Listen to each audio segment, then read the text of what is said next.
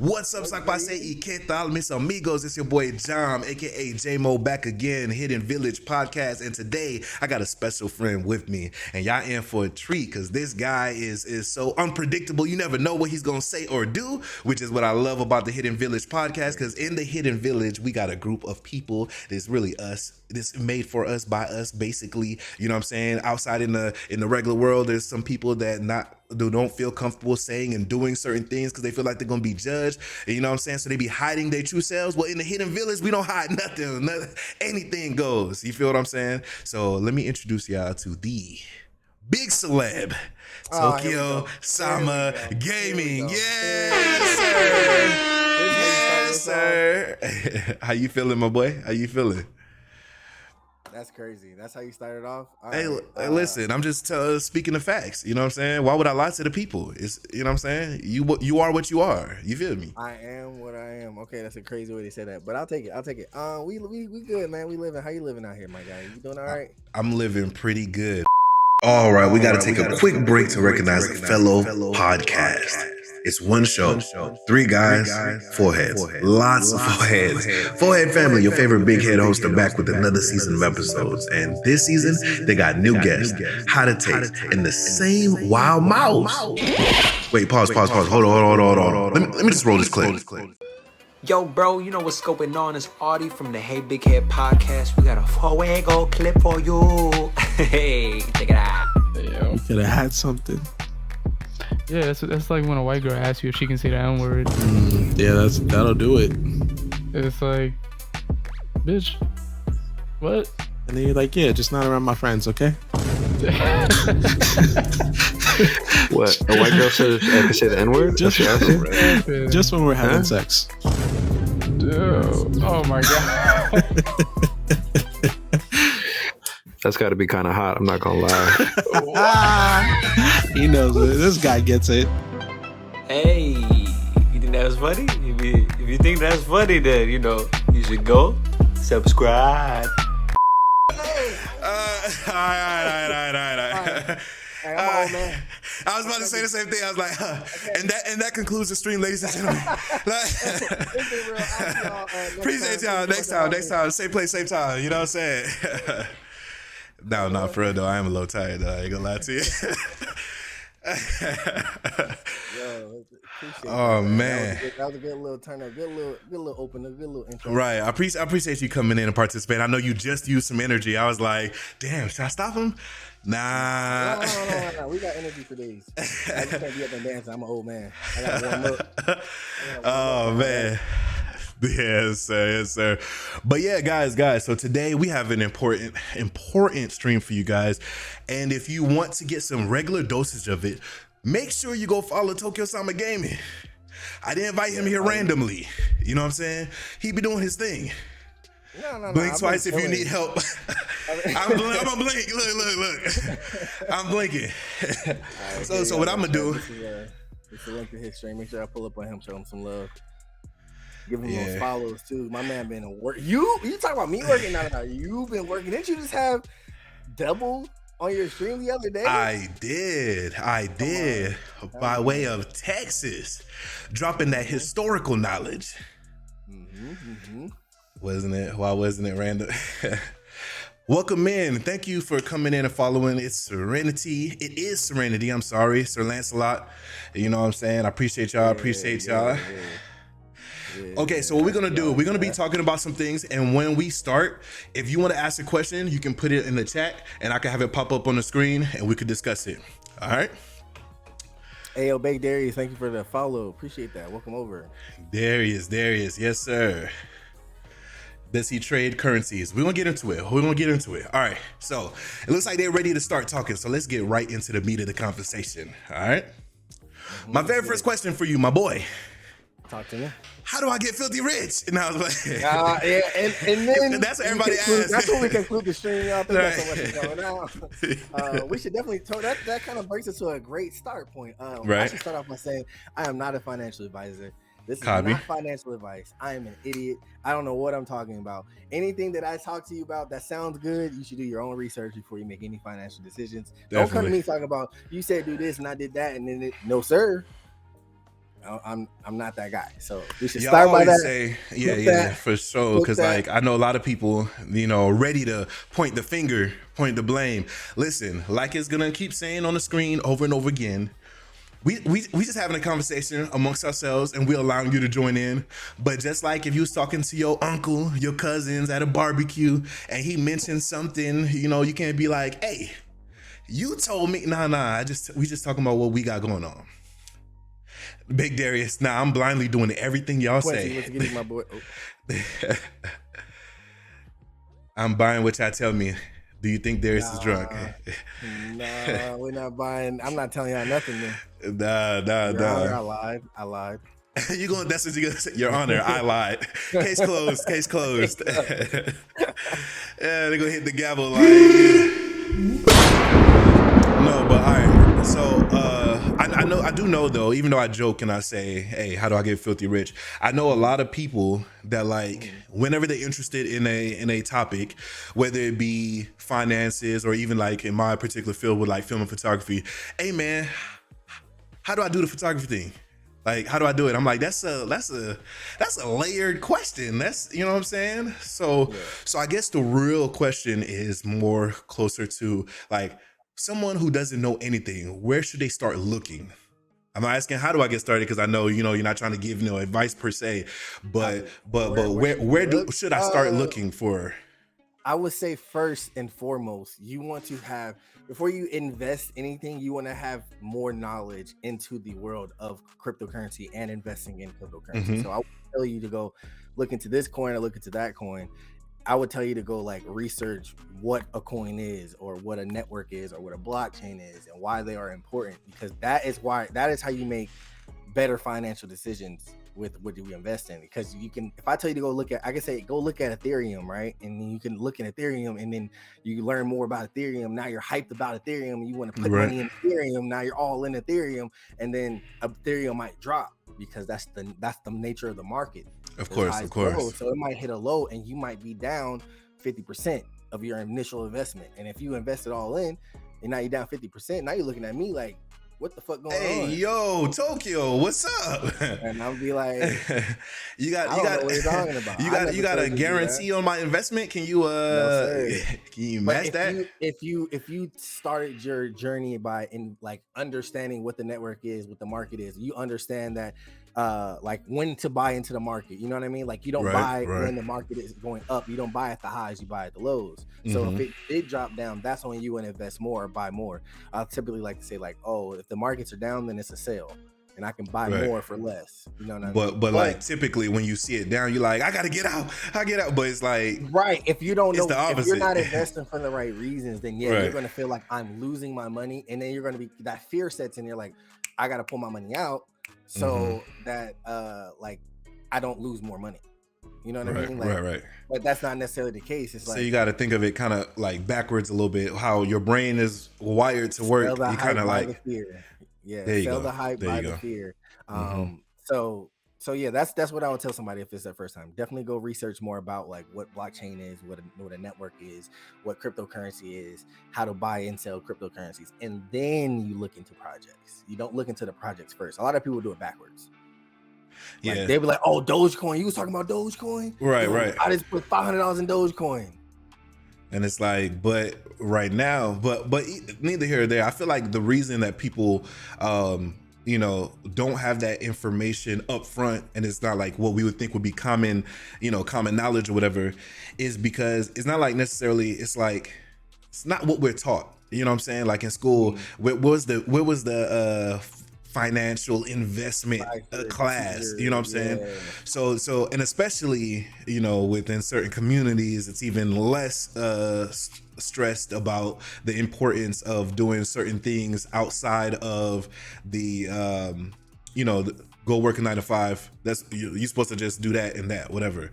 But how do you feel like we, as in like our community, could do what things that we could do to learn things earlier, or maybe like pass on earlier to like youngers, like, you know what I'm saying, kids, teens that are interested and stuff like that? Because I have kids that also have asked like, hey, what you know about Bitcoin? Because I was a little curious, and in most cases you turn them away. Like not me per se, but like in general, a kid asks about Bitcoin, you're like, boy, Might go, somewhere, you know what I'm saying?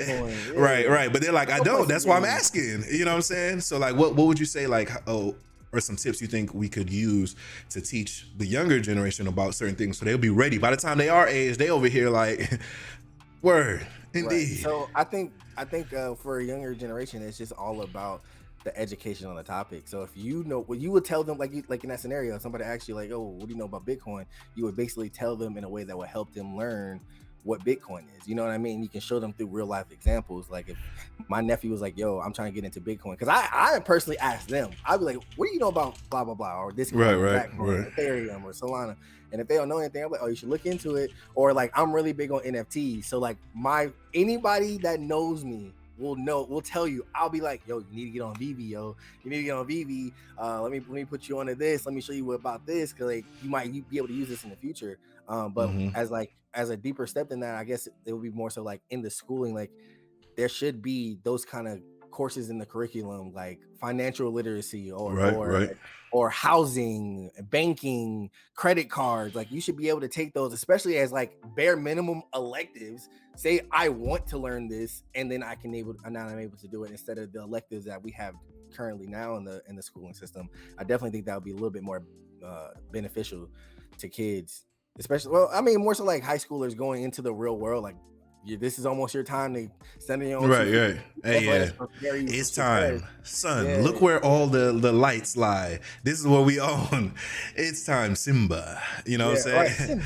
Yeah. Come to the light. we got a question from the live studio audience. Bake Darius says, "Do y'all think crypto is the future?" And I will say, before I let you answer that, like, I do notice, like, again, this is just us talking. This ain't no like advice or anything like that. But I found myself hating cash more and more, like physical money. Like if I do some work or something like that, and someone be like, "Yeah, I got cash for you," I'd be like, "You got cash? Like what I'm supposed to do? Keep this in my pocket? Somebody rob me right now." Like I feel now you got my cash. Right. Like if you take my card, I just cancel it. I just replace it. Like, you know what I'm saying? But I do also understand the fear, because like, you know, like power goes out. You can't use your, like, you know what I'm saying? Yeah. But it's just like, so as far as it being the future, I think I don't know, because when crypto first came out, I'll be honest, when it first came out and it started first talking about any type of digital money, I'm like, so fake money? Like, what you mean?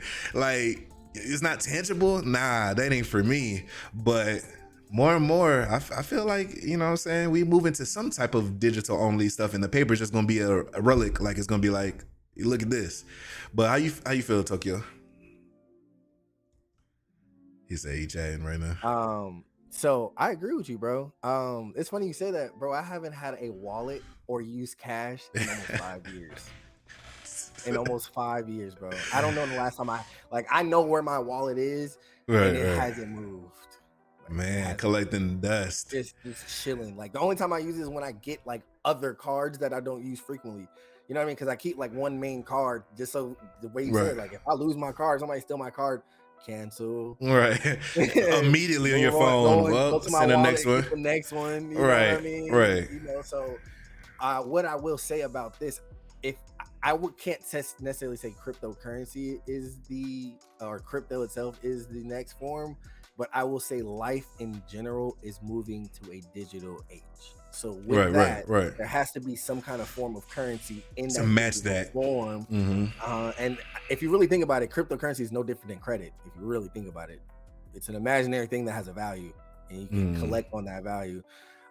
So I definitely will say that we are moving to more of a digital age, even past like currency or financial, like even moving towards like jobs, digital jobs in tech, jobs that create more things in the digital.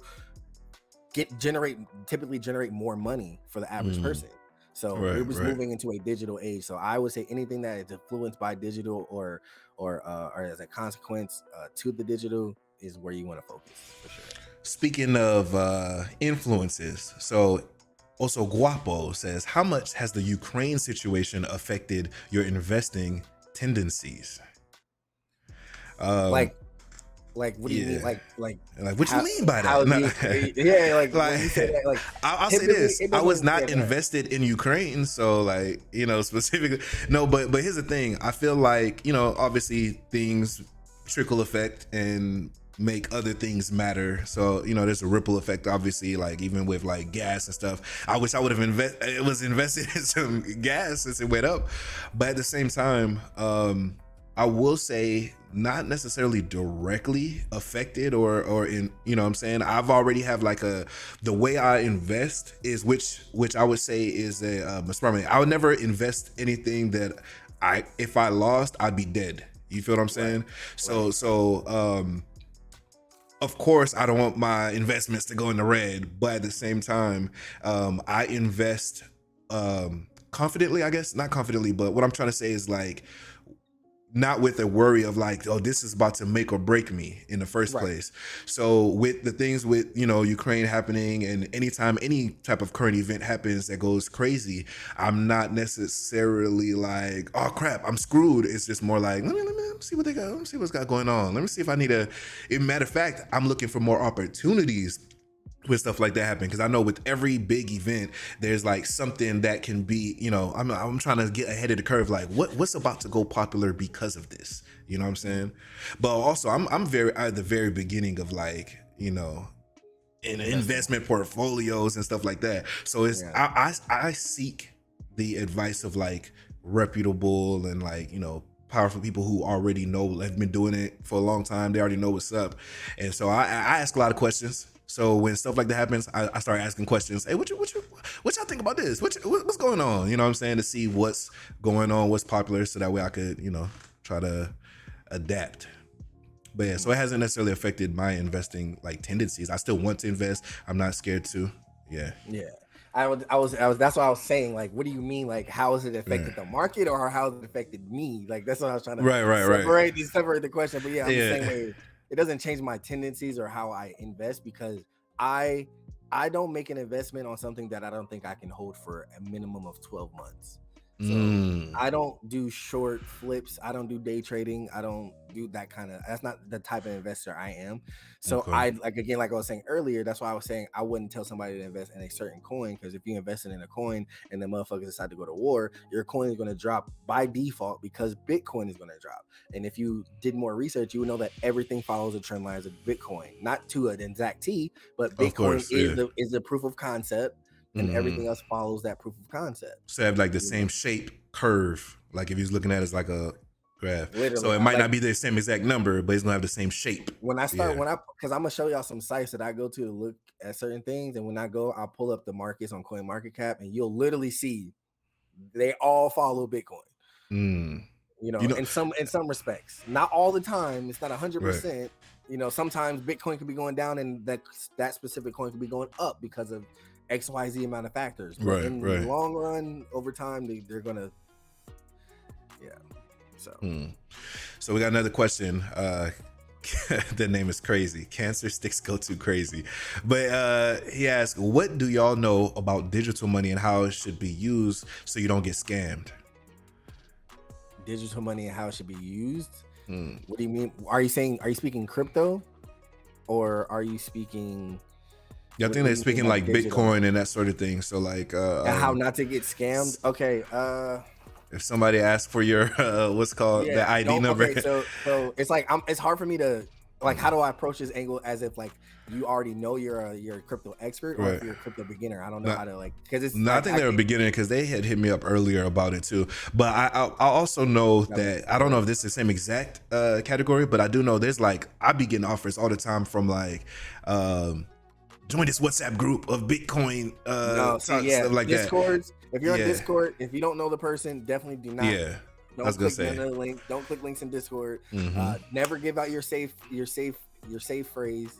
Don't give out your personal keys. Don't give out, like, you'll have a transactional code that's your wallet address. You can give that out, but don't give out anything that can log into it. Don't click on anything and authorize anything from your wallet that's not from a trusted website. Like it can like I can have there could be a website that's called bitcoin.com and the fake website will be bitcoin.com, but in the coin the O is a zero. Yeah. You know what I mean? So you have to check. You have to be very, very precise that you're going to the right location.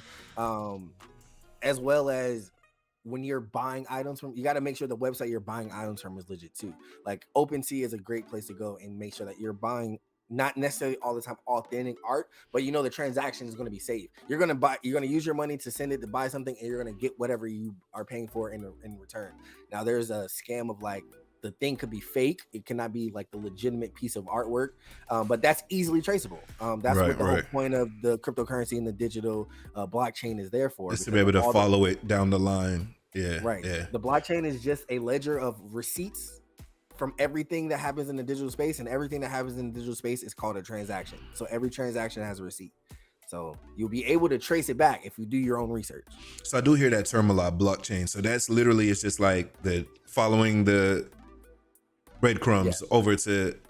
Okay, got you. Literally. And Cancer 6, I'll say one more thing before we move to the next question. Just like he was saying, I wouldn't necessarily just trust a random invite group, because like, one, how do they find you? And they just ask you to join their WhatsApp group to you know, I would say always seek out. So like if you are, you know what I'm saying, you know somebody who invests and you're like, hey, what are you doing, and you like following them into, oh, come to my group, that's different. But if you just get a random text from a random number, most likely it ain't popping. If a random number hits you up, hey, we got Bitcoin in this page, click this link. Don't do it. Don't do it. Save yourself. Please. Save yourself. But what would you say if someone was trying to buy new coin, like first time? Where should they go look to, like, you know what I'm saying? I'll give you guys a great source, right? What is it? Let me see. Do I need to share my screen on the thing again? Or I can just send you the link. Whichever. Yeah, you should send me the link. All right, I'm gonna pull it up on mine. It's called Rarity Tools. Rarity.tools. I'm gonna show here you go, chat. This is for y'all. So this is Rarity Tools. This is where I would go. Trusted sites. So Rarity Tools. So okay, before I explain what Rarity Tools is, and I'm about to post this in your chat. Okay. You have to understand that in the crypto world right now is the wild west. Wild west. You have to understand that is a caution for everyone. It is a wild west in the aspect of there is going to be a ton of shit that you can do, ton of shit that you can buy. But just because you buy something, you believe in it, there's hype around it, you're invested in it, you want it to be the best thing, and you want it to be the next best thing to make you rich or whatever the case, that's not 9 times out of 10, that's not what's going to happen. It's very, very, very small and very, very minuscule to get like a Bored Ape Yacht Club type thing. It has to be groundbreaking. It has to kind of be the first of its kind. It has to be different. And everything you invest in is not going to be like that. You have to understand that. Mm-hmm. So when you go back to this Rarity Tools, there's going to be tens of thousands of projects. They're going to give you a timeline. Like I can go to the upcoming tab, and these are literally like, these came out yesterday. There's some coming out today. There's some coming out tomorrow. And you literally could just come here and like click. What I normally do is I go to their social media. So like, let me find one. Like someone that's not today. Look, that was kind of cool. So like the first thing I saw in there was Killer Bears. Yeah. So I would go to their social media. So like this one, I went to Board Zone. They come out tomorrow on the 18th. They got 22K followers on Twitter. Their pin post got 2,000 retweets, and it's a little video of the thing. Oh, this is kind of fire. Hold on, where you at? Let me see. Hold on. Let me see. This is looking kind of hard. Hold on. Hold the fuck up. He done found something. He said pause while I go invest. Hold on. I might have to look into this a little bit, but this kind of look fire here. I'm on this page right here. Let me pull up. I'm on their Twitter, and then on their Twitter they got a page about a raffle I gave. Oh, our grand whitelist giveaway.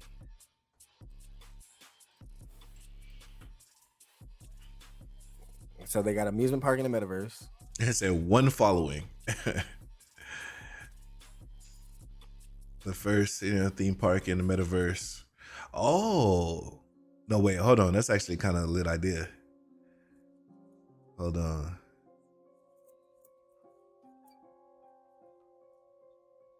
How you feel about metaverse and things of that nature? Hold on. Metaverse is the next big thing. Yeah, you said I need to go ahead and get my Oculus. I got the PlayStation VR. How am I doing? How am I doing? I think you're good on the VR for the next couple years, at least for the next 5, 10 is stretching it, but for the next 5 years, you should be straight on not having Oculus, because the innovation is just not there to make it hours of seamless fun. Yeah, you know what I mean. Like I played Elden Ring for 7 hours yesterday. I could not play the Oculus for 7 hours. Yeah, the that's battery's crazy. not gonna last that long, and I'm not gonna physically last that long. Yeah, you know what I mean. So you're good for now, but not even with just VR, but the metaverse as an idea, as a concept going forward, that is going to be mind shattering in the next decade or two or beyond that, because we just talked about how everything is going to go digital. Now people are going to have the opportunity to be whoever they want to be. Yeah, it's going to be like, what's that movie? Ready Player One or something like that? Literally. Yeah. Ready Player One is one of the, like, that's a fire ass movie, bro. That movie was lit. It was fire. So I definitely think that the metaverse, if you are not invested in the metaverse, or if you are not knowledgeable in the metaverse, I was gonna say that. Yeah, watch them words, but you personally should. I'm not saying you do this, but you should learn about the metaverse. If you don't know anything about it, just save yourself the agony of being left behind. Yeah. Like I was gonna say, like the hardship of having to learn the learning curve when it's popular and it's hot, and you can sit back and be like, damn, they was really telling me to do this like a year or two ago. If I just telling me to do this on April 17th, 2022 on the it like in theory, right? So like say like metaverse, like you buying a house or you buying land in the metaverse. Let's say that it actually does work, right? In the future, it actually does become a really, really big thing in the world, and it's like engraved in the world forever. And now people own digital real estate in a digital place, and they can buy and sell for thousands of dollars.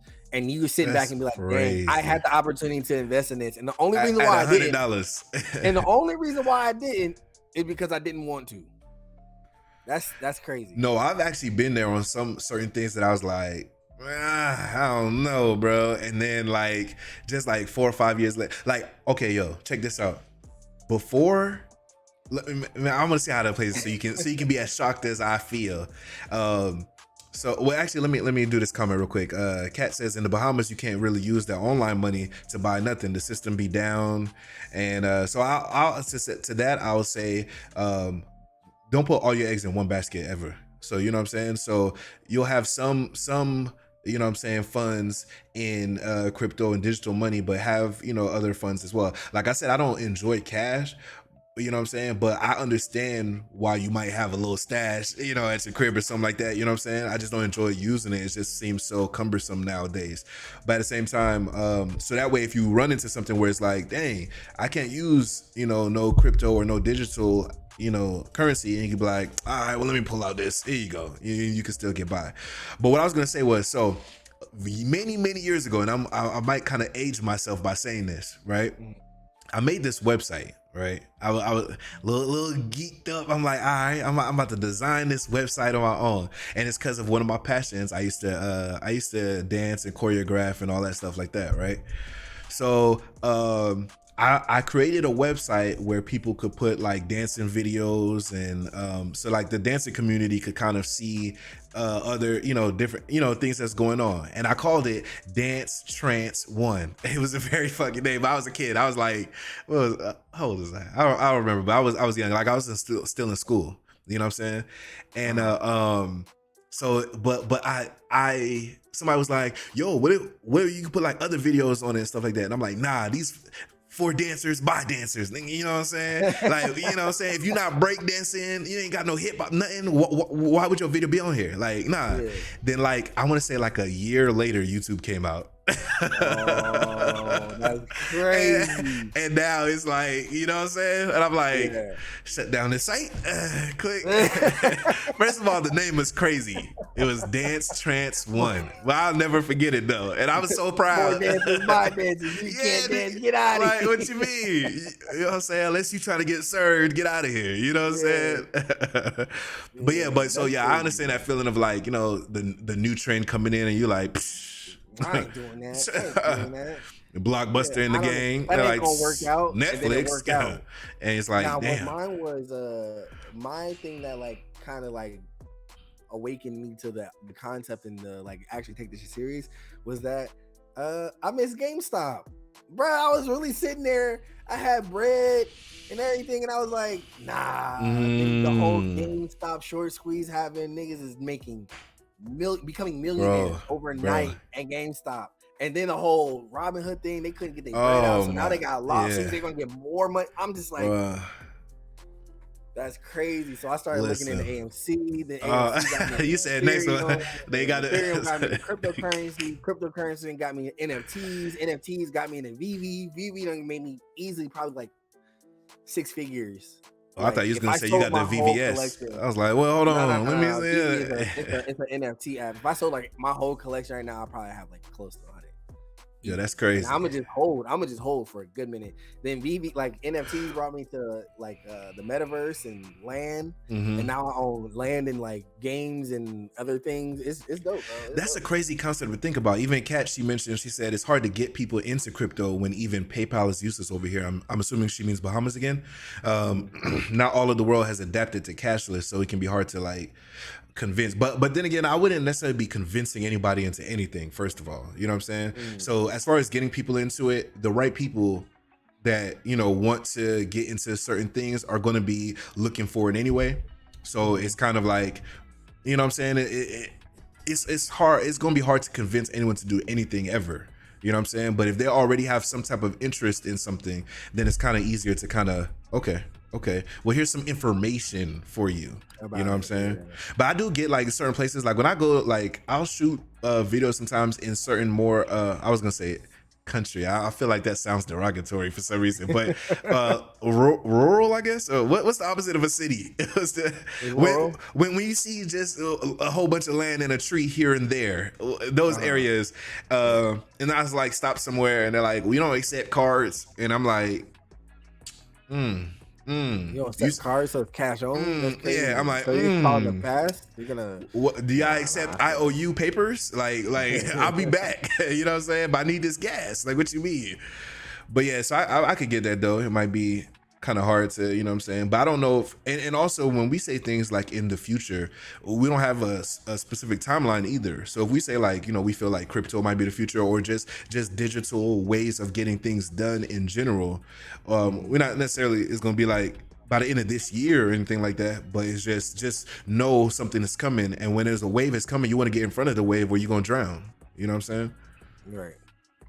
Yes, sir. Okay. I agree. It's like I can't convince anyone to do it. All I can do is just say, hey, I can just say that you should. All right. I think it's worth investigating, or investing in. I definitely think so, because the things that I've seen in the metaverse, or the things that I've seen like just in crypto and NFTs all together, it really makes me like excited for the future. Because if any of this stuff takes off and it's adapted into everyday life, and it becomes like the normal thing for everyone, and if we are investing now, bro, that shit is it's like investing in Amazon or YouTube, man, in the first year of it. And when you hear the stories about like how Amazon first were like, hey, do you want to invest? Because I got this idea, and they're like, books. Yeah, books. But you want to sell books on the internet? All right, they're like, and now, you know what I'm saying? Check them stats. Check my stats. Divorce gave half is still the richest. Like, you know what I'm saying? Do you think NFTs are the future or a fad? You can put this on document and put this on record. Okay, let me turn my music down. Hold on. Listen. Say it. Tokyo Sama Gaming, 100% believe that NFTs are the future. 100%. There's no doubt in my mind that it's not. There's no doubt in my mind that it cannot be. And here's a simple reason why. Okay, go ahead, King. Because the concept of NFTs is basically something like, okay, hold on, let me read. I gotta explain it. I gotta explain it in a way that like people that are not like immersed in NFTs can understand. You know what I mean? what makes NFT, it's like think about the Mona Lisa. The thing that gives the Mona Lisa its value is not the artist, it's not the image, it's not the picture. It's what someone is willing to pay for it. Right. Okay, that's what gives it its true value. Now, what makes its value more unique or rare is the person that created it and knowing that is that authentic one. So all NFTs is that same concept. The digital image or the video or the collectible or the comic or whatever it is that is the digital version of it. It has that authenticity of being the original piece because it has that transaction on the blockchain. And then the thing that gives it its value is us, people that have cryptocurrency, people that have crypto coins or whatever the case, or and aren't able to buy that said piece of item or artwork or collectible or comic or clip or whatever it is. We can buy that. So it's the same concept as art, and the thing that gives it its value is knowing that it is that authentic piece that came from that person or that company or that whatever. You know what I mean? Right. I have NFTs. I have the first ever Disney NFT.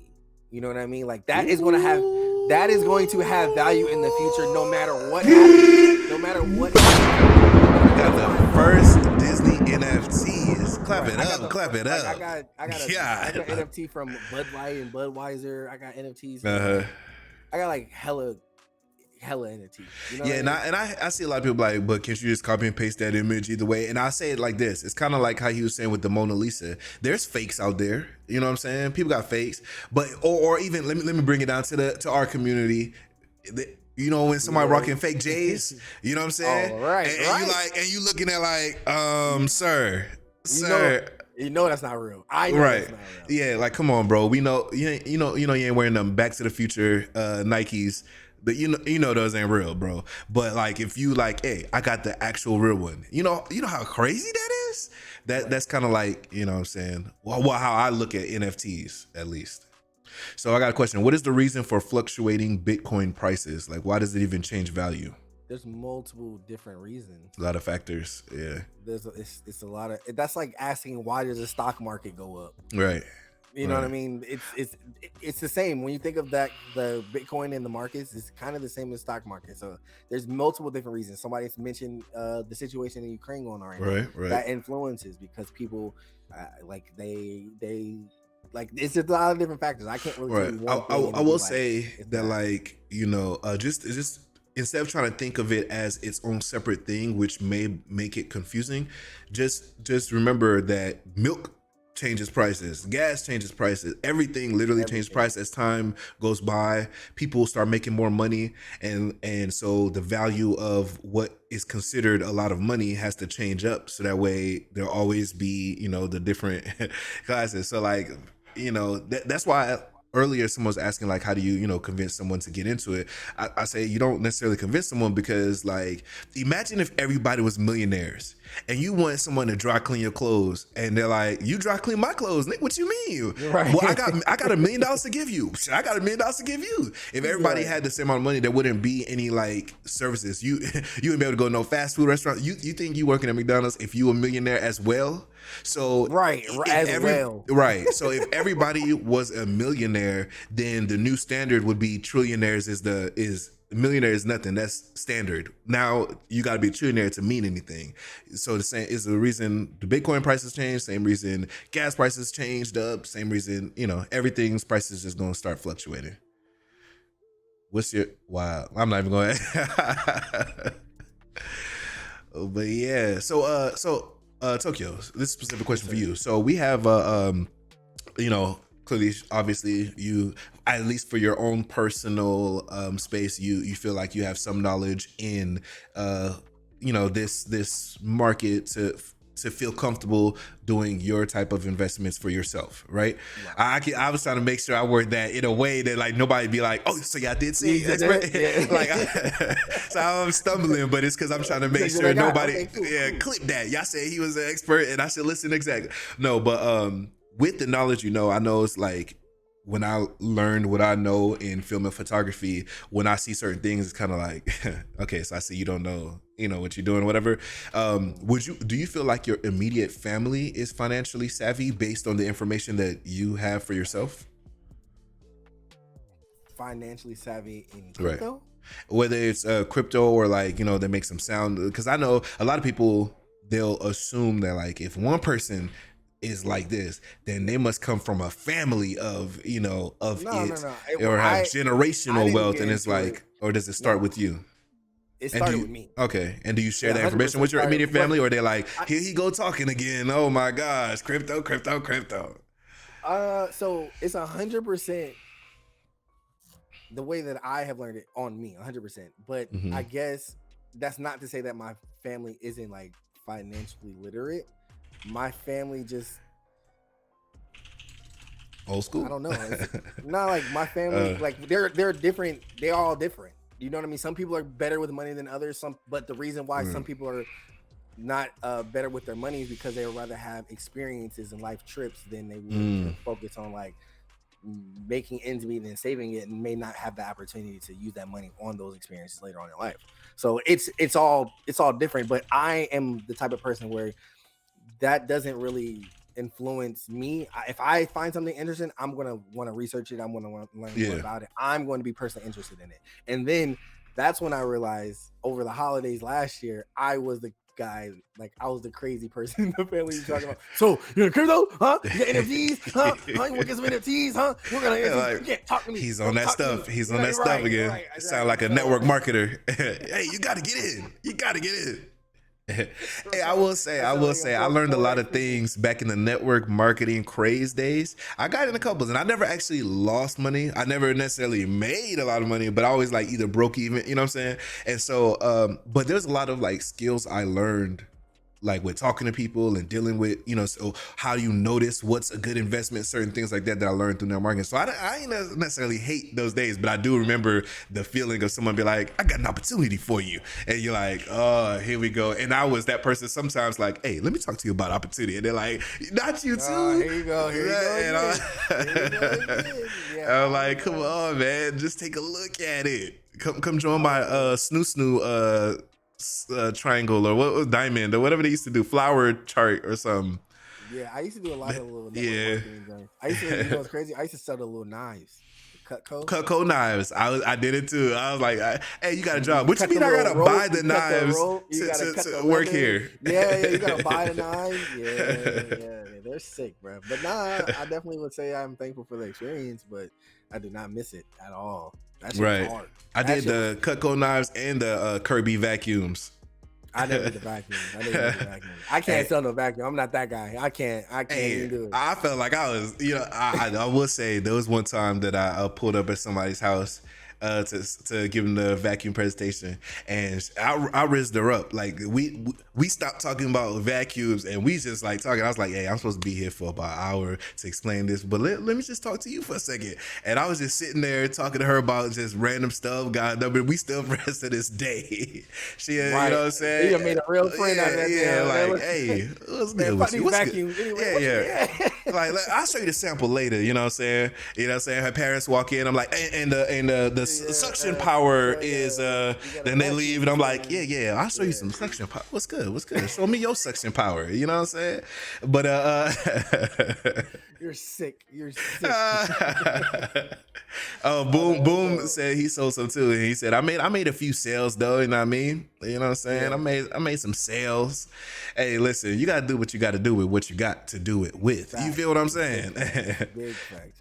Never for the knives, but Primerica had you, girl. Primerica. Mad emotional. The news will make it go crazy. Elon Musk saying some shit on SNL made it go crazy. Yeah, crypto. Because you gotta think about it the way I think about it. I can't say what you gotta do, but the way I think about it is that cryptocurrency is like a baby right now. It's a baby. It's a Wild West. It's like in its infancy. People are still kind of figuring it out, learning about it. So if if something happened to a baby, they're going to be more dramatic with it than someone that's a little bit more older and seasoned. So in the future, it's going to be less like that. Especially like when something like that happens, Elon Musk says something or tweets something, and people lose $50,000.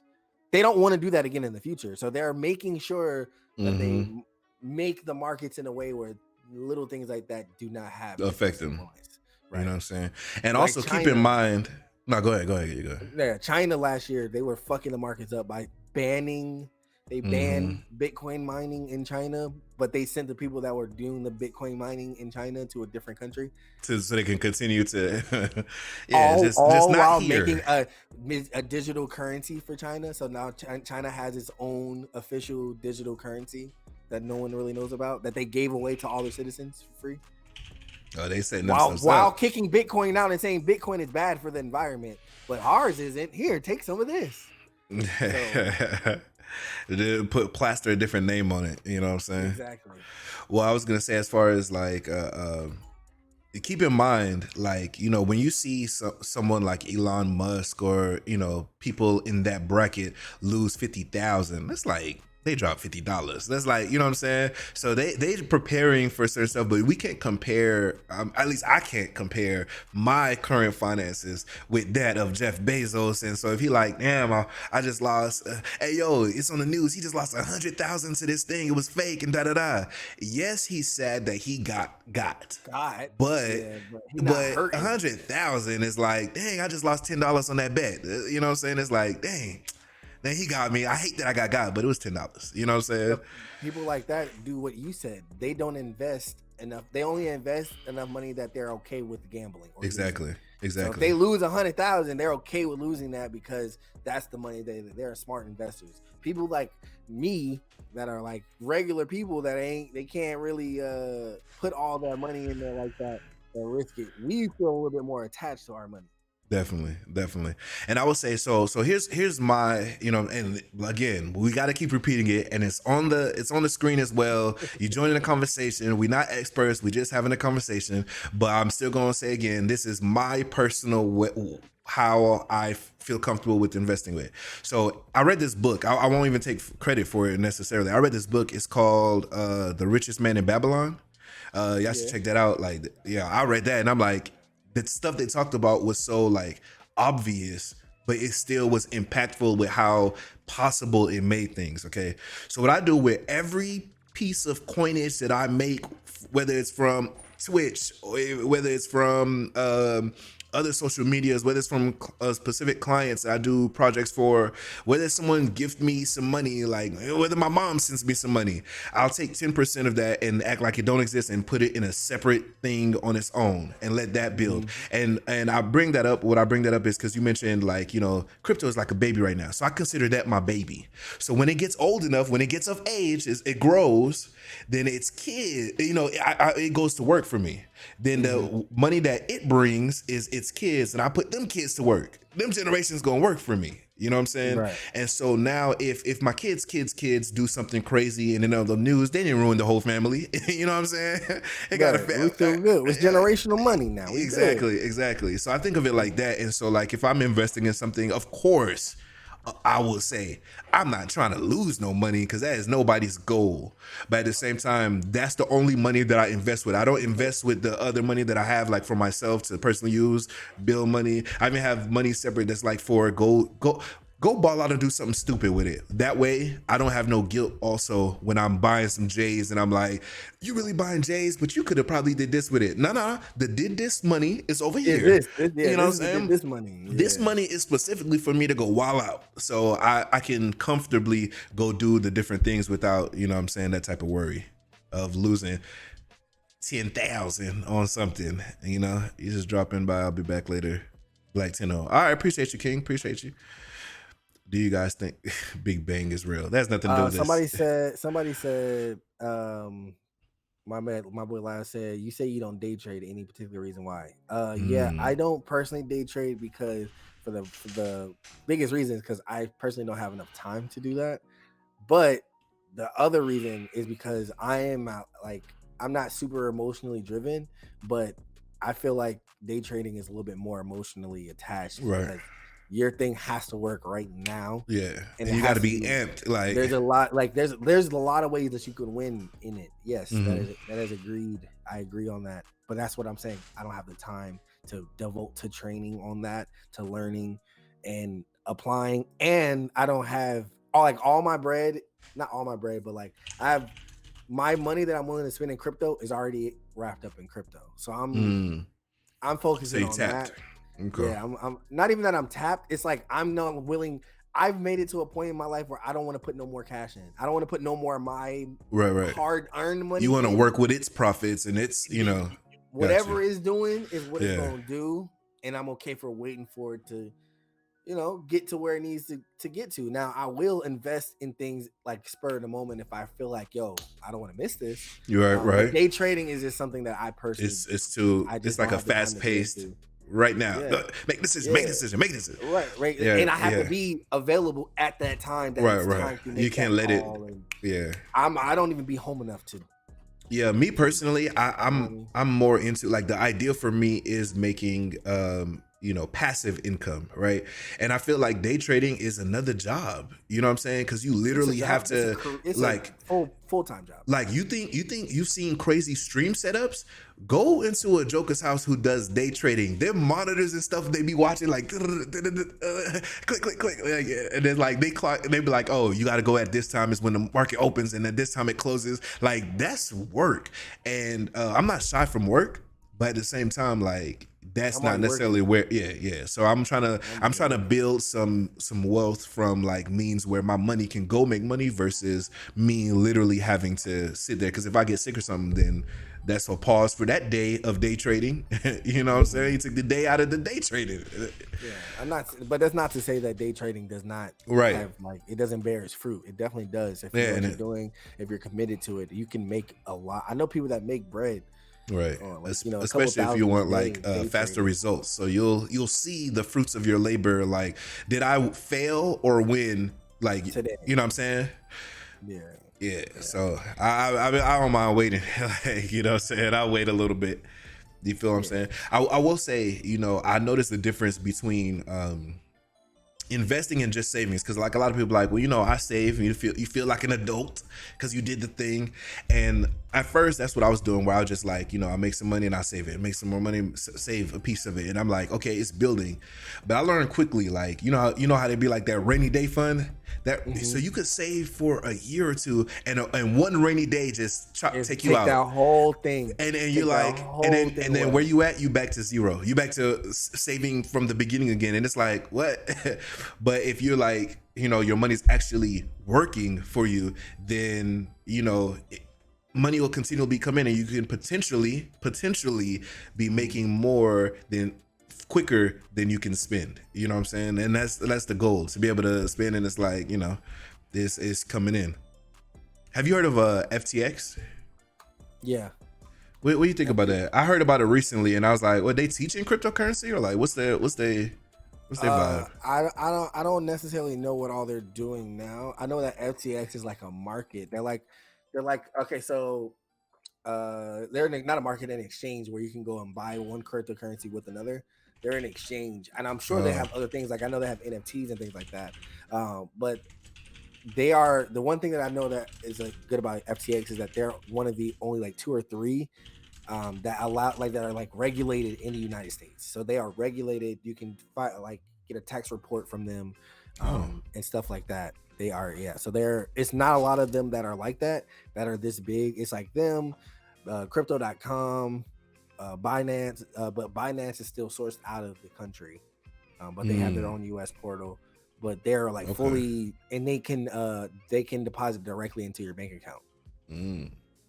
Little close access. That means right. So I be feeling if you can deposit, you can also. If you hit on a coin and you change that back over to Bitcoin, you can take that Bitcoin and put it into American dollars in your bank account. Straight from FTX. So it's one of the more trusted exchanges out there, because a lot of exchanges are not that trusted. They can put any coin on there. You can put poop coin 123. And then it'll count 1, 2, 3, and it'll count. And you can lose your money. You invest in there. Like FTX, you have to, like, they're like, the benefit of being with them is that they're so trusted that they only have legitimate coins. Right. They do, like, verifications before. Pretty much. You know what I'm saying? So it's like StockX verifying your shoes before sending them out to you. They're like, hold on. Let's check. StockX is selling them? Bad. Then that's what I want to buy. Yeah. Some of the big ones like GOAT, you know what I'm saying? So, but a good thing for one of these, like a secret tip for you guys, and look at some of these, like FTX has its own coin. So the bigger FTX gets, the bigger crypto.com gets, they have their own native coin. Huh. That's take okay. That's whatever something to you think want about. from that. That's something to think about. I keep holding back like certain like, oh, I'm I mean, that's a good thing to think about. Research. That's a good thing to think about. Kat says I used to study day trading and I was like, nah, I'm not vibing with it. Yeah, it's not for everybody. But again, I don't discredit it for the people that do it because they be making bread. I just know that me personally, I don't have the time to put into it, and I know it takes time to actually learn it and master like what you're doing because it's so fast paced. If you don't know what you're doing, you're gonna quickly lose money. You know what I'm saying? So as people make money, people lose money. You know what I'm saying? So which side you want to be on? So I definitely agree with you. It's not necessarily my vibe, but I don't hate on it. I know people make a lot of money, like they're making money. You know what I'm saying? No, I know people that are making crazy money, and like even me, I can be making more money if I did like YouTube videos and right, yeah. But that's not the type of person I am, so I can't really like. I'm not the type of person that's going to compromise what I like or the type of person I am just to make a little bit more money. Yeah, I feel you. I'm trying to compromise, guys. For youtube.com/JohnProd. No, say no. I do. This is my craft already. I'm just playing. It's just a good segue. But so speaking of though, all the different things you do. So you stream. You know what I'm saying? And you do other work outside of like investments, right? You know what I'm saying? You're not like streaming only, right? And then but you also doing that. So what would you say is like what do you want to be remembered for? Like, you know what I'm saying? Like, what is that thing that's like, this is what I want to be known for? Like, this is what I want to be known for? Like, this is what you're, both known and remembered. Like, you know what I'm saying? When you say remembered, like after I die type shit? Maybe then. Or maybe even when you get older and you retire. Like, for instance, Michael Jordan, right? When I say that name, you automatically think basketball. But he played baseball. You know what I'm saying? You know what I'm saying? He did other things. What craft do I want to be known for? Whether it's craft or it's something that you did, maybe something you invented. Like, what would you like to be known for? What would you like to be remembered for? Great question. Yes, sir. You thought we was just coming here with the loose? Nah. I would say that I want to be known for that guy that you can always have a great time with. You know, that's kind of because that kind of encompasses all of the experience that I would want someone to feel like, dang, you know what? Anytime I'm with Tokyo, I'm gonna have a great time because that's all I want to do. I just want to have a good time wherever I'm at, whatever I'm doing. I try to find a way to have a good time within it. As going as far as like my craft, that's hard for me. I'm kind of like a jack of all trades. I do so much. I cannot really pick one. I would say streaming as of right now, but that could change in a year or two. I would say crypto, but that could change. Like, I don't want to be known for a crypto guy because I'm not a financial advisor. Yeah, you just want that to be what funds you to be able to do whatever you want to do without having to worry. Dang, is my bills gonna be paid? Because that's the idea. To be honest, for me, like I also we'll get into that another time. But like the personality traits that I've learned about like different people, and there's like 4 main ones, and the one it seems like you and I both fall into is one that's like about the lifestyle of having fun, of enjoying my moments, which is why my cup is called Joy Over Money Productions. Quick plug. But I really enjoy that you got to find the passion that you can enjoy and carry over into everything that you do. So when I'm talking about making certain funds, it's not because I'm like so like money. It's more so that like I want to be able to not have to worry about money, and could just be like, what y'all said what, another con back to back, but in another state. I'll pull up. I'll see y'all there. Right now, I'm like, let me see which one y'all really want me at. Cause I could make one of these happen. And they be back to back. I'll be like, again, another one. You know what I'm saying? So yeah, so I feel you. Yeah, I can't really say one thing that I want to be known for, like, as far as like right now, but I know my ultimate goal with life, right, is that I want to be like a serial investor, kind of like Cocoa Puffs, Kellogg's, like Shark Tank. Like I want to invest in smaller Kickstarters, projects, inventions, ideas, because that's like a passion of mine, is like being innovative, new things, whatever the case. And if I had the ability, I see a lot of people, or I see a lot of projects, games, crafts, art, that's like, I just need a little bit of help and support. Here's my idea. Here's my concepts. Here's what I can do. I'm like, yo, this could be a thing, but they don't get that funding. You know what I mean? And I want to be the person to be able to fund that kind of thing and kind of have like a backstage hand in thing, be able to see like, from inception to creation to adaptation to adaptation, all that. You know what I mean? So that's kind of like what I would like to be known for at the end of my story. As of right now, I'm cool just being known as that guy you can have a good time with. Like, I'm cool with that. Okay. Cool. Hachu Twerkio hashtag. So I have no idea who that man is. That man can sitting next to me. I'm sorry for that, man. No, but so how'd you get started though? Like, what was your start into, like? Because I know a lot of people in our community necessarily, you know, that's not idolized. That's not like, you know, something that's like, hey, yo, bro. Yo, listen, when you get old enough, look at this. You know what I'm saying? We look at different things most of the time. So what got you started into like, you know, maybe I should be looking into these numbers? How'd you get started? As far as what? As far as like into like you know, maybe like cryptocurrency or even looking in that direction, because that's not something that's like pointed at for us. Okay. Cryptos, NFTs, like, you know, how'd you go down the rabbit hole? I mentioned it earlier. I missed out on GameStop. Oh, I was watching people. Yeah, I remember that wave. I was watching people hit. Yeah. When I say hit, like I got a crib. I got two cars. Man. I got two houses in a different country.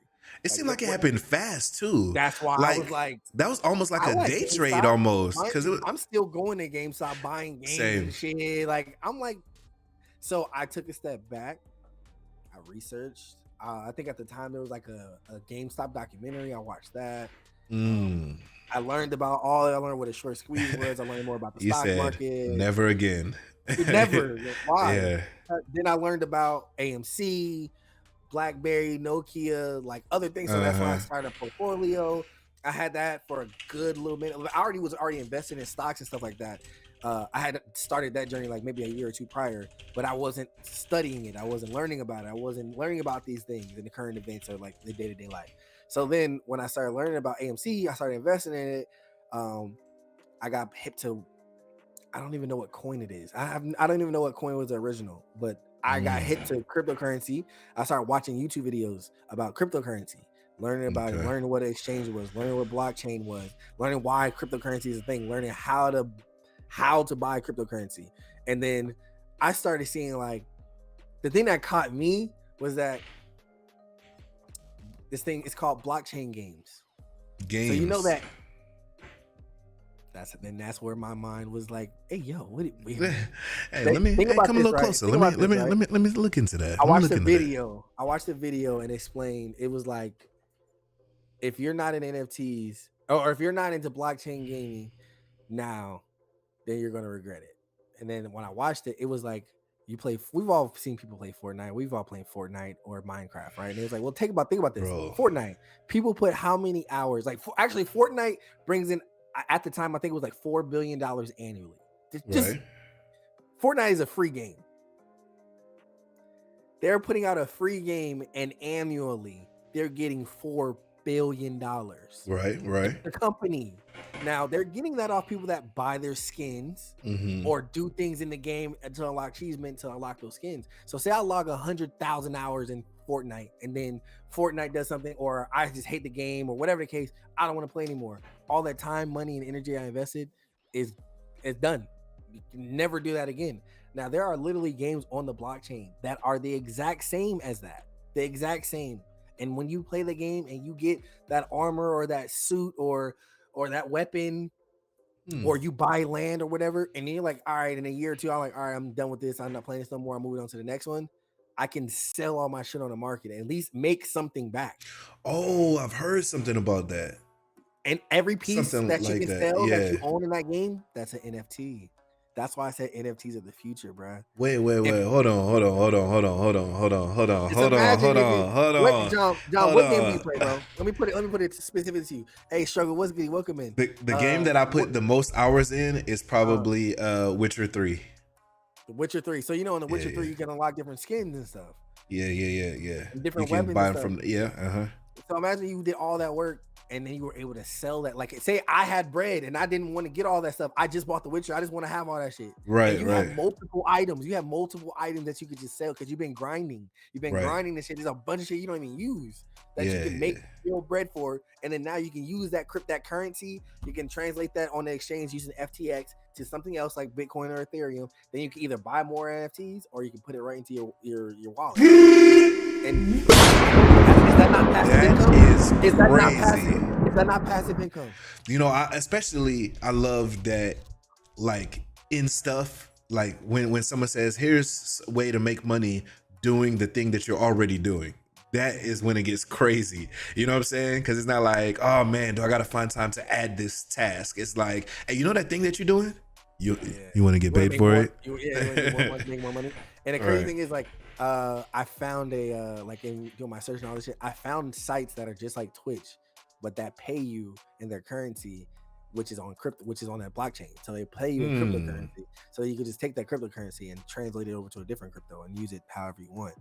So that's what kind of really got me down. I was like, oh yeah, it's up. I can definitely see this being the future because it's already a thing now. If Fortnite is making $4 billion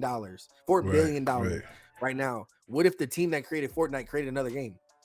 And in that game, every piece of item or anything you own, you actually own and you can resell it. Because they slick do something now. I saw some people playing the Fortnite story mode, and then I was like, people play that? Yeah, I was like, people play that? It was like, say that, and then she was telling me, she was like, well, yeah, if you had joined during like the founders time or something like that window, all the founders, when they play the story mode, they get VC that they can use for, you know, like people will be paying to get their pass every season. People will be paying using VC to buy skins and stuff like that. But they get VC just from playing the story mode now. So like the time that they spend playing the story mode, every day they log in and they get some more VC. So from their point of view, you know what I'm saying, they don't have to spend any more money. And then from Fortnite's point of view, it's like we got people logging in every day. You know what I'm saying? So it's like crazy. So they're already doing it essentially. Yeah. Essentially, bro. Yeah. So that's what really got me on my journey on crypto. And then like I started learning about coins and like how we did earlier. We went to that Twitter page and then we watched that video and we were like, oh, this shit kind of looked kind of cool. Right. I still got that page tabbed up. I'm like, hold on, I got to come back to this. I'm about to take a look. That's how my story would go. And then like when I got more deeper into it, I was like getting updates day to day on shit. And you start developing your own strategy and your own methods and stuff like that. So okay. For a time, it was definitely a full-time job. My fault. They say it's not VC, it's V-Bucks. That's 2K. V-Bucks. My fault. I'm not. VC is definitely 2K. Yeah. But you see, I'm more of a 2K. I don't even play none of those anymore like that. But yeah, V-Bucks. I'm sorry. But thanks for at least I know you're listening. And Kat says need to invest and look into natural resource based energy. Like now, I guess. Yeah, I'll look into that. I'll look into that natural resource based energy. If there's an investment to be made, if there's some money to be made, I'm interested to, you know, put a little bit of coins, sprinkle Salt Bae some coins into there real quick. You know what I'm saying? Yeah. Yeah. I got some shit on here that I haven't really hit on anything that's like super crazy, like at a Bored Ape Yacht Club that's selling for like $100,000 minimum. I haven't hit on anything like that.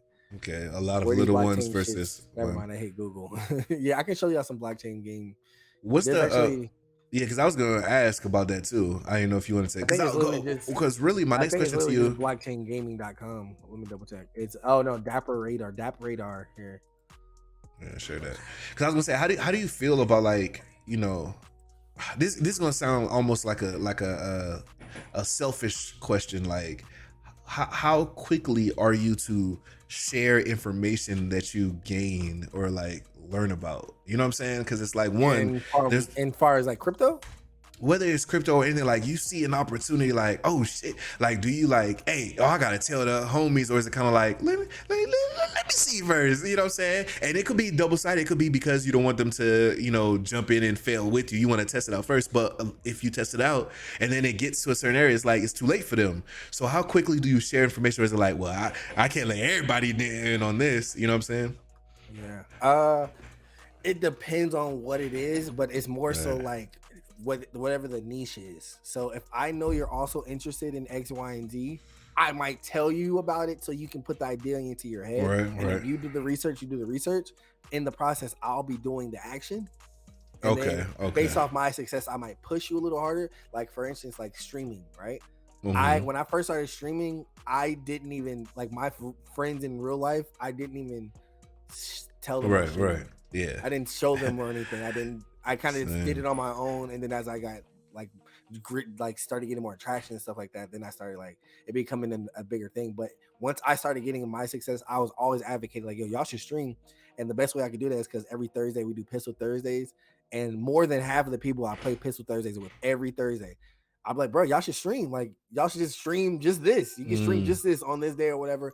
Or even if you don't stream, just come to Twitch, see what it is all about. And they're still reluctant to do it to this day. So like, it depends on what it is. At first I normally just like put the idea in your head, and then based off my success with it, I might badge you a little bit more. But I'm never gonna be like, you didn't do this right now. It looked down on you. Nah, like see with crypto, I would just like the same thing with crypto. I'll just be like, yo, this shit kind of work. And then I would show them, and then I would like give them opportunities to learn more. I'll be like, I'm gonna put together a group. Do you want to be in it? Then if you're in the group, then that's when I'll give you more information. But I'm not gonna hit your phone and be like, did you invest in crypto today? Yeah, because you don't get any stakes in it either. So it's like when people feel like, wait, how much they paying you to say this to me? Is like, you know, it's like, hey, listen, I'm just looking out. This is what I'm doing. I'm investing in my future, but I'm also investing that in the future when I'm there, that you're not like, hey, bro, break me off a little. I'm trying to get you on your own path, my brother. You know what I'm saying? So that way we could just all wild out together. You know? Yeah, I'm looking at this DAP radar, and I'm saying, okay, that looks good. Are these like mobile or computer games as well? It's everything. It's everything. It can NFT be farmer. Everything. It can be anything. Like I don't know if did you ever hear about Axie Infinity? No, I haven't. Axie Infinity is like, talk to me. It's like Pokemon. Wait, hold on. Wait, it's called Axiom. Axie Infinity. I feel like I've played a couple of Pokemon lookalikes. I'm trying to, you know, they don't look like Pokemon, but the play style is kind of like Pokemon. So if you go to Google and type Axie Infinity, AXY, AXIE Infinity. Oh, I see it popped up as soon as I had AX. Yeah, that's how you know it's something. Hold on. Yeah, Axie Infinity is one of the highest grossing like blockchain games in the world. And in order to play it, like it's 3, you get whatever, like let's just say they're like Pokemon, right? You get 3 of their Pokemon and you battle other Pokemon or you battle other creatures, right? Okay. And then you can battle other players. And then when you battle them, you get this thing called SLP. And then you can sell, the SLP is basically like a cryptocurrency. It's a coin, it's attached to a coin, and you sell that crypto coin and you can get money out of it, right? Wow, but in order that's crazy. To play, in order to even play, you have to buy the creatures. You have to have 3 of them minimum. Wait, so you like buy them in real life? Yeah, no. You have to I have to go on the blockchain and buy the 3 with my real money before I can use them in the battle to start earning. Yeah. So this is wait, hold on. Again, chat. Remember, we just talking, but I want to say this. First of all, I'm peaked. Because what that sounds like is literally cheap. Wow. That's what I'm looking. That's what I'm saying. I'm like, hey, you know, it sounds like Pokemon in real life. Cause like in their world, they be buying and trading and stuff like that. But it's just in game. But if you saying like you really, you know what I'm saying, buying creatures and you like battling them just digitally, it literally sounds like you really out here being the very best, the best that you could ever be, or however the song goes. Bro, this is okay. Hold on. Okay, so I'm looking at these to buy, right? Hold on, let me make sure. But where do you? Because I see on the site that it has like I'm looking into it. I'll just say that. Yeah. This is nothing like it used to be. And no one streams it? Like, is that kind of off limits? No, people or stream it. No, people stream it. They're people stream it. Be like, we're gonna have a tournament on Friday. Pull up, Tokyo. You was talking trash all week. Hey, run them threes. So like now it's more. So now that it's got more adaptation, it's a way cheaper price point. These used to be $300 a pop. You was gonna say a Pokemon? What are their beasts called? What are they beasts called? They're called Axes. They're called Axes. Axes. So $300 per Axie. And all Axes almost $1,000. Like, no, they all have different rarities. Like, so if you want Charizard, it's gonna cost you're paying. Yeah, okay, and that's just one of them. But you can evolve. You could farm them. Can you evolve them from a baby and then sell the evolved form? And so no. So they're all rare. There's no duplicates. There's no duplicates. Oh. But you can breed new ones, but you have to take 2 of them to breed a new one. And then when you breed it, it creates a new one. Like with a new ID number and everything. Like it's a whole new. But are they the same species? Like would you have 2 Charmanders running around? Okay.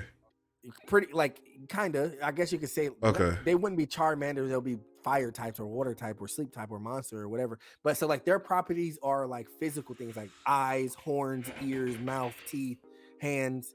And they'll change those properties out.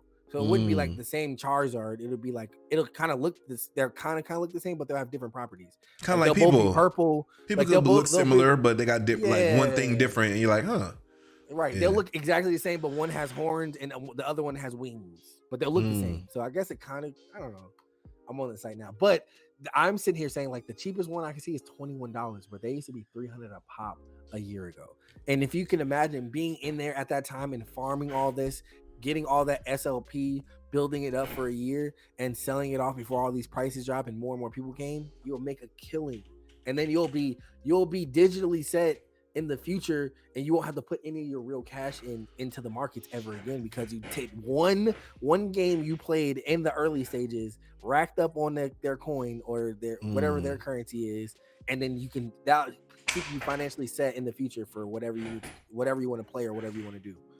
So really you could I was gonna say you could I'm gonna definitely look into it because you could really grind this out and make something. Because listen, the amount of times I throw $20 at a new Steam game just to try it, because I'm like, oh, okay, you know what I'm saying? You can throw $20 on this. It is what it is. You know what I'm saying? At $20, you could literally, it is what it is. And I'm not counting anybody's pockets, obviously, but I'm just saying, y'all be spending $20. Y'all be spending $20. Oh, yeah, all the time. I just paid $20 yesterday. Right. I got Grand Theft Auto 5. So I can play RP. Oh, you didn't catch it when it was free on Epic? I mean, yeah, Epic. Yeah, that was the first free game I got, and I was like, "Yo, is this real?" Yeah, I never really played GTA like that. So yeah, but I want to get into RP because that should look fun.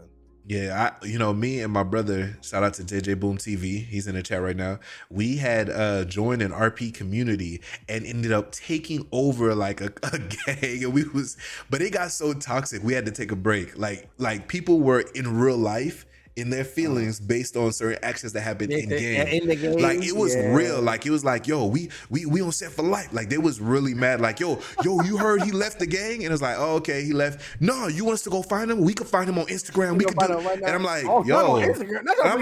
I'm like, that's what I'm saying. I was like, wait, whoa. They was like, nah, F him. No, fuck him. And was like, wait. Nah, he's cool. Nah, you didn't see what he did in the game while he was gone? Like, relax. He not cool. It's on site. Yeah, like, no, I'm talking about it got toxic, so we had to eventually take a step back. We was like, all right, let's take a break. But if we knew most of the people that are in an RP, it would probably be a lot of fun. Like, if we all squatted up, like, you know what I'm saying? I think we'd have a lot of fun. I'd be watching certain RP players, and the more they get into it, the more fun it is, like, to watch them. I don't know if you watch Struggle Gamers, but I watched a little. He an old pimp, and whenever he streamed, he got his little pimp voice on. Yeah, he posted that clip today, and him and his gang was beating up somebody. They was like jumping him, and then he was running around. And he started pulling out a gun. He started shooting them. He started running around. It was dope. I was like, yo, bro, we had a session where after the gang violence, we left that life. We created new characters where we were older, and Boom was like, I think he was like OG Boom or something, and he was like. Hey, young whippersnapper, let me talk to you. and then we went to the studio and we was in there just freestyling like, OG Boom in this thing. Yeah, and we had so much fun spending hours just in a virtual studio. I need it. I need it. So I'm on now. Think about this. That same experience, but all the clothes and tattoos and all the other stuff, or your services, you can sell for digital currency. That's the age we're about to get in. So you about to go? Age we're going in that because you gotta think about it. The concept is there with the game. Grand Theft Auto works. If Rockstar really said, you know what, we're gonna dip our toes in the metaverse. Imagine. What if that's why 6 ain't out yet? They're like, wait for it. Bro, join us on the metaverse. What the fuck if, bro? Tell me that wouldn't be fire. So would you say like buying like metaverse land is like the same of like, because like I know it's a hard concept to understand, but since I build websites, I'm like imagining it like when you pay for web hosting, or not even web hosting, like you're paying rent for this digital space to park your website, which is the building. You know what I'm saying? Yep. So is it kind of like that where it's like I have this land but people can rent space to be on it, or like how do you? It's a lot of different things. Hold on, I gotta do that thing. You know what I'm saying? Remember we was talking about earlier. Hold on, take a little quick break. Give me 1 second. Hold on.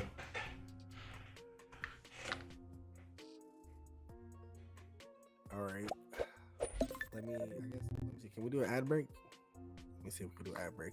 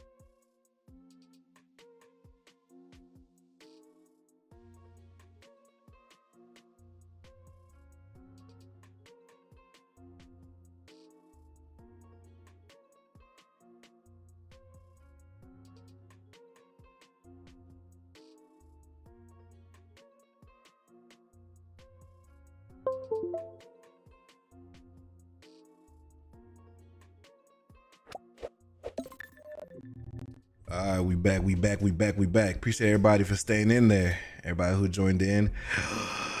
Big celeb Vivencia, sac passe. You know what I'm saying? Thank you for hopping in, you know.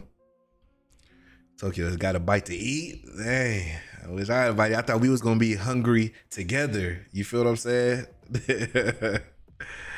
Yeah, I mean, why you look? Oh, well, hold on. How you in here? No, I'm eating some fruit cups because I'm a big ass kid. Okay, yeah. I said a kid's fruit snacks is not safe from me. If I come over to your place and you got fruit snacks for your kids, I'm sorry. Those are mine. And Evencia, how is this your first time in here? You're already looking down at me, huh? Like, how you looking down at me, huh?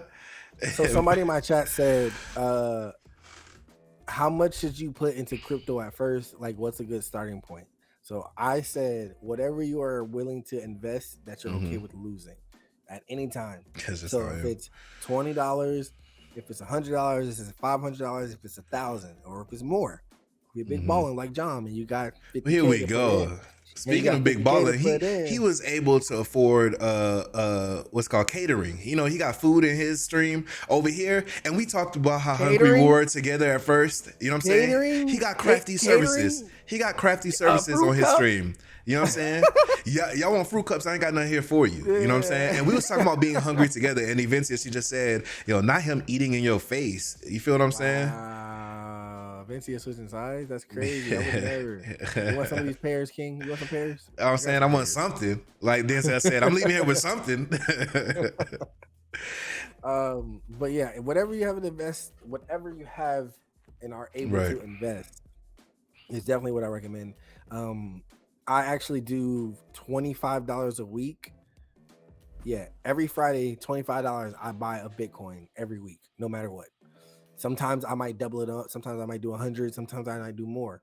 But every week, at the end of the week, I'm going to invest $25. So you feel, I've already built in your up. opinion, that like right now, where Bitcoin is still like not too late, is what I'm saying. Like it's not too late to start investing into like, you know, Not Bitcoin even and stuff. close. But okay, again, it's not financial advice. But It's not financial advice. It's just talking. I personally believe that Bitcoin is going to hit over 100,000. Easy. I think it's going to be over multiple 100,000 per one coin. Because the amount of Bitcoin that circulates the world can never be more. There can never add to it, ever, never. So the more people that learn about it, buy into it, take it off the market, hold it into their wallets, lose their passwords to their wallets in the future in a year or 2 or 5, and never are able to get into that account again, get into that money again. But other people are now learning about it and buying into it. It's just going to make it more and more and more and more scarce until the point where corporations are going to have a shit ton of it, and they're going to be able to control more so what the market is able to do, or the regulations around buying and selling and all that other stuff. So it's going to be harder in the future to buy more of it because it's not going to be anymore. If that's like you're easily be able to go. It's like you'll have to go to a bank in order to get more Bitcoin. Like, so it's not infinite, because that's another thing that people think about when they even talk about mining. It seems like, so they just keep creating more. So it is a finite amount of Bitcoin. So it's like, get it while it's hot. Get it while you can get it this way, because you got to think about it. In the future, there's still going to be Bitcoin. It's still going to be worth the tremendous amount of money it's going to be worth in the future. The only difference is that you're not going to be able to go to FTX to buy it unless FTX basically becomes like a bank. Like, oh, they might say, oh, well, you can't just buy it with American dollars, or the value translation is going to be that's how the price will be bigger. But they could also be like, oh, in order for you to buy Bitcoin from us, you have to stake a portion of it on our servers for XYZ amount, and you can only get a percentage of it per whatever. Like, they can do that, like getting some of your 401k back. Like, it's like, oh, you cashed out. Well, since you cashed out, so they can be like, oh, instead of getting Bitcoin, we can give you 1-to-1 ratio of FTX Bitcoin today.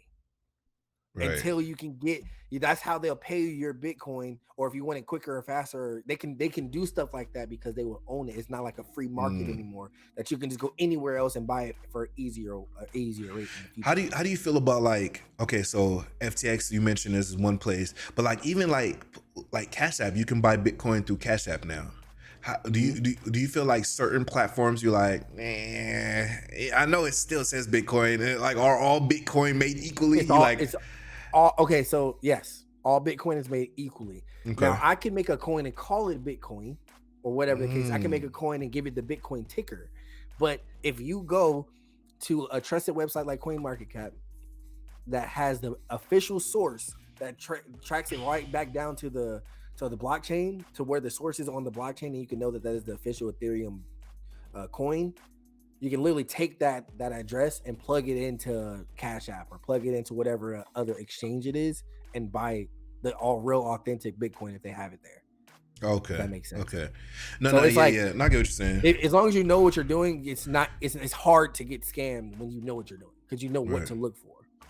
But like I buy my $25 every month off of Cash App, and then I'll take it from Cash App and send it to whatever other wallet or exchange I want to use. Oh, okay, and then Cash App gives you that same code, the ID or whatever. Yeah, so I have a wallet address on Cash App, and I send it from that wallet to whatever the wallet. I get that. That's why I was asking that wallet address, because I've invested little stuff through Cash App as well, but I've never like, every time I saw the Bitcoin on Cash App, I was like, I don't know. Yeah, but yeah, okay. Oh, it says enable your blockchain. Okay. Yeah. So I got same lingo. All right. Yeah. Same lingo.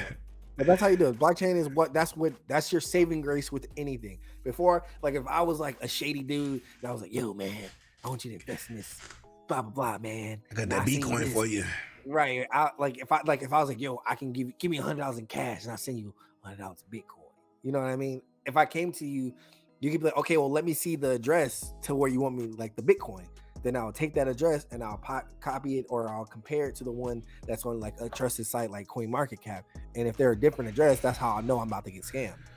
Right. You know what I mean? Because if this is the same address, then they are going to be sending you Bitcoin. You might get scammed some other way throughout the process. Right. But when you meet them in the alley, you might get right. hit in the face. Give me your phone. Give me that. Give me this. You know what I mean? Digital robbery. So I guess with go ahead.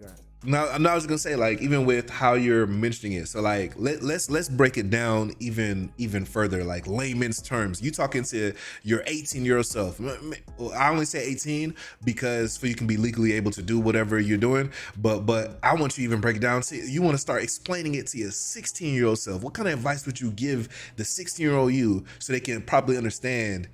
Okay, invest in something. Like, how would you explain it? Because like right now we talking as two people who know a little something, or at least have looked into it. So it's like, oh, you can talk using certain terms. But if I was to like get around a 16-year-old, like, hey bro, listen, set yourself up for the future.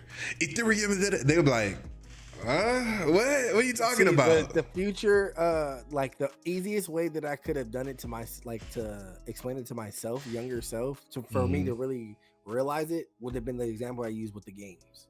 Oh yeah, that was crazy. Let's say like when I was 18, maybe let's say like Halo on Xbox 360, that's like Gears of War or 2K or whatever, and I could just explain like, yeah, all this work you're putting into these games, but you can't sell them. Imagine you'll be able to sell them, or whatever the case like by that. Then that would have piqued my interest, and then I could have learned the other ways that I could benefit from cryptocurrency. Then I would have kind of took it more serious. But I was hard-headed. Yeah. I was hard-headed at 16 or 18. So someone telling me what to do, I'm not going to do it. You're not going to do it. So you got to show them a little. Yeah. So what I was thinking, you gotta accidentally drop a little receipt of your bank account. No. Man, 100,000. It wouldn't have been about the money for real. It really would have been more about like understanding. Because if I would have showed myself the money, I would have only thought about the money. I wouldn't have looked in depth about like bigger opportunities than just money. Like there's some coins that have utility. There's coins that I can hold. Like the Bored Ape Yacht Club, I can have that NFT, and just by having that NFT, I get invited to like exclusive yacht and boat parties with like millionaires and billionaires that also own the coin, or like that's crazy. Special tickets to events, or concerts or festivals, or like say I went to Dreamville 2 weeks ago. Imagine if J. Cole put out an NFT and then anyone in with the NFT got free VIP. Wait, is that how you got to rub shoulders with those big celebs in Cali just recently? Dang, I was wondering. So that's why I didn't get the invite. It was because I didn't have an NFT. You're right. All right, guys. Thank you so much for having me. That's my time. I'm gonna. That's crazy. That's man. You're I was just. Wait, why your voice changed for that? Hold on, what's going on? Wait, hold on. Wait, what's going on here? Nah, I'm just saying that was a blessing. I was blessed to be able to do that. Yeah, I feel you. Someone said I wouldn't trust Bitcoin because I feel that it isn't legal. I got scammed before. Oh, you got scammed? That's unfortunate. Yeah. I'm sorry to hear that. I think there's like, you got to get into specifics of what you mean, because this saying Bitcoin is not legal. It's I mean, obviously, you know what I'm saying? It's happening. That's not something we can fight. We can fight whether you want to join it or not, but you can't say, like, you know what I'm saying? Saying if it's legal or not, it's obviously legal. Now, the way you obtained it, I don't know what you did. Like I said, in the alleyway, you got niggas hitting you in the back of your head and taking your password. But as far as like, Bitcoin itself being legal, obviously, because it's the Wild West. It's the Wild West. And your train getting robbed. Make sure it look good. it's very, very easy to be scammed. That's why you have to do a lot of research. That's why I was saying, like, young me, if I would have been like, oh, $100,000, my dumb ass would have been doing anybody say, oh, crypto, huh? How much money you need me to invest right now? I'll do it right now. Right now. Like, say less. So, like getting me through the games would have been a great avenue because I would have played the games anyway. Right. And see, that type of stuff, I feel like somebody would have told me early. Like, you know how many years I've been putting into gaming? You telling me I could have been making money? Well, actually, GameStop Slick kind of did it when we used to give the disc back. We sell the disc back to them, even though it was for cheap. But right now you get zero, especially all the digital games you buy. After you done, it's just like, hope you enjoyed that, my boy. You know what I'm saying? So, Yeah. So that's kind of like the same concept that I just wish I knew it on a bigger scale like this, like way before. There's so many things that I'm like, dang, if I just known like a year earlier, like a couple years earlier. Imagine if we had this concept during like Pokemon. Oh, bro. Imagine if every time you bought a pack of Pokemon cards or Yu-Gi-Oh cards, you got a digital version of the same card, and then over the years, you could have just built that collection up. They started doing something kind of like it afterwards, but it wasn't like the same. They was like, put this code in to get, and I thought the concept was so cool. As a matter of fact, like, after the Pokemon craze, like our age group was, was like in middle school, high school and stuff like that. After that, and then it was a big break. There was a certain time where like, I had some people that was like, interested in it, like, yo, what's up Pokemon? And I got back into it, started getting some decks and stuff, I was battling, like, what was these rules? I'm sure I wasn't following the rules all the way, but it had brought back that like fun thing. But like just imagining it, lose the cards or not, I got the digital version. That would have been crazy. Right now, ask me where they at. I don't know. I had holographics. Like they just came out with a Yu-Gi-Oh game, Master Duelist or whatever, Duel Master, whatever. It just came out like a month ago, and that shit is like, it is addicting. That's what Sir Lancelot just said. They said they had that for Yu-Gi-Oh, but and then they have it for Pokemon too. But it would have been crazy. All the decks you built from when you were a kid, over and automatically have them ready to go. So in a way, in this game, we really did have that concept of like trading, like stocks, like, because when them cards was tough, like it was like, I give you this for this. I don't know, my boy, you're gonna have to give me about 3 of them, like, and then you collect them, keep them in mint condition. Like we had a slick that concept, but it was like, all right, after you nerds play Pokemon, moving on. It's like, okay, let me go do some sports. Let me go. Dope. You know what I'm saying? Let me go play. Dope, bro.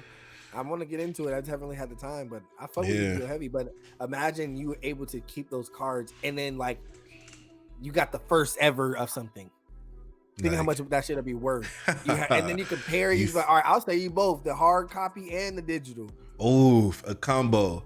I never was like that big on the Yu-Gi-Oh game, but I did watch the show a lot. But I wanted to be big into it just so I could say trust in the heart of the cards. I just want to say that to somebody. Or I just want to be like, you fell into my trap card. Like, you activated my trap card. I just want to say that to somebody. Like, you know what I'm saying? within a good context. So I'm like, dang, if that's the thing, I might need to look into it just so I can say that one time. You know what I'm saying? I fuck with you. Y'all fuck with Yu-Gi-Oh right now? Okay, with the Yu-Gis. All right. So Yu-Gi-Oh, he got him, and he had this other person, kind of like a Moon Knight inside of him type. You know what I'm saying? What is That's a great comparison. Yeah. You know what I'm saying? What kind of wait till you see how I transition over to the next question with it though. You know what I'm saying? So and learn each person be talking to them. That's the inner self, but it's a whole different person talking to them to influence them into certain things. So why don't you, Tokyo, tell us who them 3 most influential people that impact you and what you got going on, whether it is for gaming, whether it is for financial situations, or it's for, let's get 3 shout outs. Who's those people? Lancelot, that was smooth? Yeah, yes, sir. That like right now in this day and age? Yeah, right now. And it could be someone influenced you way back when that you draw on them for your current stuff, but it could also just be people right now who's like in your ear, like, hey, bro, Yeah, I would say more so like the people right now that in my ear that really like kind of help me in the game. There's more than 3, so I gotta like name people. Top 3. Top. Everybody else, you're lame. My shout out, I would say. Everybody else, you're whack. You gave him some advice, but it wasn't enough. You didn't make it to the top 3 list. I would say right now, I gotta give a shout out to Favorite Senpai. Okay, she's the one that kind of plugged me in with the community. So nice. Well, that outside of streaming, so like she plugged me in with the like anime community, content creator. Go ahead and say it. She put you on with the rest of the celebs. Got you. What else? Yeah, with the celebs. She's the celeb that put me on with celebs. The celebs. You know what I'm saying? So big celebs. Shout out to Avencia, because Avencia helps me with all of my like content and my clips. And nice. Sakpa said she's a Haitian. Yes, sir. She's a big celeb herself, big cosplayer, big painter. So she kind of nice. And Black Snacks, because Black Snacks is the one that kind of really pushed me to go like to start streaming, because he was already streaming. And we actually that's my roommate, so he put me on game. Word Black Snacks. Shout out to Black Snacks, you know, who also just successfully completed a 24-hour stream recently. Hey, if you don't know how hard that is, like, hey, give him props. Zerzer, I appreciate the sub, my boy. Appreciate you. Welcome, so those probably have to be the 3 shout outs. Okay. Person, like I don't have no like inner Yugi, and I just like I don't got no. It's really just me. It's like I'm just this way all the time. So I guess I would be the Moon Knight, but just be like literally all the time. And I'm just like this. Like I'm like this in real life too. Okay. He said no fake stuff. This is all him. But nah, like I'm not saying that it gotta be fake though, because a lot of people are different on like a lot of people feel more comfortable on camera because they're alone. Then like when they're in social settings, they're like more reserved or more quiet or introverted. I'm just like this. Okay. So it's a gift and a curse. It's not always a benefit. All right. So the question is, when Black Snacks was having his 24 and he was about to like knock out, and then some random people popped up just to make some food, did you indulge in that food? I unfortunately was not here for. Okay. That was his 24-hour was when we went to Dreamville. So I was at the Dreamville festival. And you left him. You cold-hearted. Now I see why I didn't get no fruit snacks or anything. Now I understand. Unfortunately, I was screaming my heart out for J. Cole. Unfortunately, sorry. Hey, that's valid. That's valid. I would not have changed that experience. That shit was right. Dope, man. I got to meet some dope people. I got to meet some cosplayers, some streamers. I got to meet my boy Guapo for the first time. Nice. So shout out to my boy Guap. Shout out to Guap. Yeah. Who also has a podcast. Y'all be hearing about that soon on some future podcasts. You know what I'm saying? He be doing his thing. Long hair, don't care gang. You know what I'm saying? You can't tell right now because I got it, wrapped up, but you know what I'm saying? Hair down my back type shit. You know what I'm saying? So what's your routine looking like? Wait, what the fuck? What just happened? What happened? Hold on.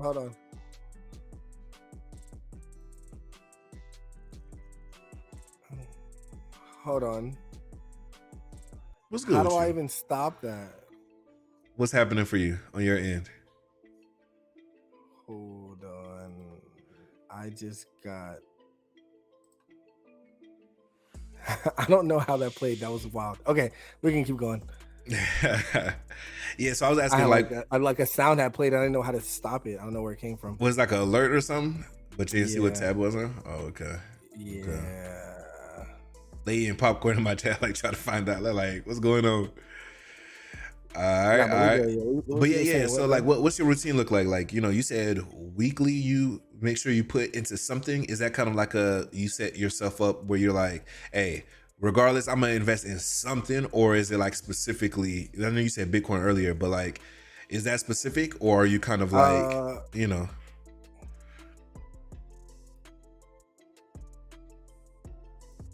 Hold on. I'm getting audio from somewhere else. I'm trying to remove it right now. Like a double audio. So yeah, ask me the question one more time. Yeah, so like, do you think it's like like some people may be like, I got some extra money, let me invest in this, or but you said something more kind of like routine, like every such and such, you invest at least such and such in. Yeah. So is that like in investing in general, or is that specific to Bitcoin? Like, what's your routine look like? You wake up in the morning like, I gotta make my money make money today. Hold on. So I guess it would be more so just towards crypto, because I don't really buy stocks every week. It's just a quick crypto thing. But I think that I like that idea. I'm kind of used into like how I buy things, or like my vacations or something like that. So like I'll do like the 20%. Like, does this purchase or does this trip or whatever the case exceed 20% of whatever my not annual, but like weekly income is, I guess, the check income is. He said it's definitely not hitting my annual. You feel what I'm saying? No, I'm not about to spend 10% annually for one thing. Hell, right.